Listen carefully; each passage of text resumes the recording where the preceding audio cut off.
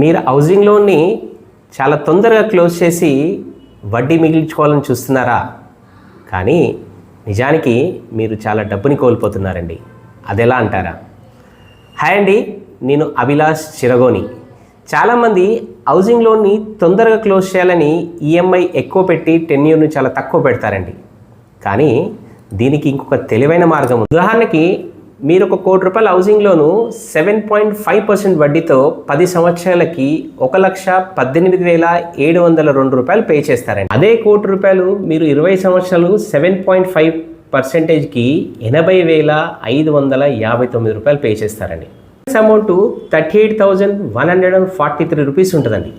So ఈ amount మనం next 10 ఇయర్స్కి ఎస్ఐపి చేస్తే 12% వడ్డీతో మనకి ₹88,62,000 అవుతుంది at the end of 10th year. సంవత్సరాలు పూర్తయ్యేసరికి మీ హౌసింగ్ లోన్ అవుట్ స్టాండింగ్ 60 లక్షల చిల్లర ఉంటుందండి. సో మీరు ఎస్ఐపిలో ఉన్న టోటల్ ఫండ్ వాల్యూతో మీ హౌసింగ్ లోన్ని ప్రీక్లోజ్ చేసినా ఇంకా మీ దగ్గర 20 లక్షల చిల్లర ఉంటుందండి. సో మీ హౌసింగ్ లోన్ పూర్తవుద్ది, పైనుండి మీ దగ్గర 20 లక్షల క్యాష్ ఉంటుందండి. డబ్బుని ఆదా చేయడమే కాదు, డబ్బుని ఈ విధంగా సంపాదించండి. రేపు ఒక మంచి వీడియోతో మళ్ళీ కలుద్దాం. నమస్కారం.